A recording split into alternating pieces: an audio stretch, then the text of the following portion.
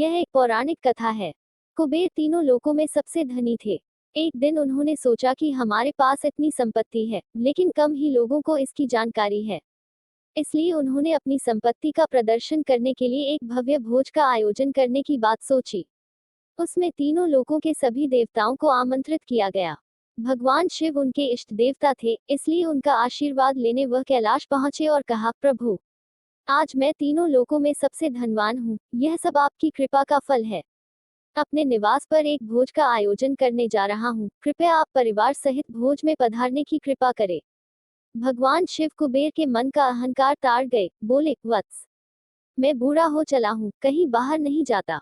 कुबेर गिड़गिड़ाने लगे, भगवान, आपके बगैर तो मेरा सारा आयोजन बेकार चला जाएगा। तब शिव जी ने कहा, एक उपाय है। मैं अपने छोटे बेटे गणपति को तुम्हारे भोज में जाने को कह दूंगा। कुबेर संतुष्ट होकर लौट आए। नियत समय पर कुबेर ने भव्य भोज का आयोजन किया। सोने की थाली में भोजन परोसा गया। तीनों लोकों के देवता पहुंच चुके थे। अंत में गणपति आए और आते ही कहा, मुझको बहुत तेज भूख लगी है। भोजन कहाँ है? कुबेर उन्हें ले गए भोजन से सजे कमरे में। क्षण भर में ही परोसा गया सारा भोजन खत्म हो गया। दोबारा खाना परोसा गया, उसे भी खा गए।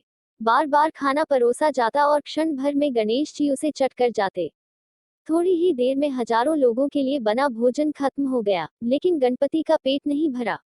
वे रसोई घर में पहुंचे और वहां रखा सारा कच्चा सामान भी खा गए, तब भी भूख नहीं मिटी। जब सब कुछ खत्म हो गया तो गणपति ने कुबेर से कहा, जब तुम्हारे पास मुझे खिलाने के लिए कुछ था ही नहीं तो तुमने मुझे न्योता क्यों दिया था? कुबेर का अहंकार चूर चूर हो गया।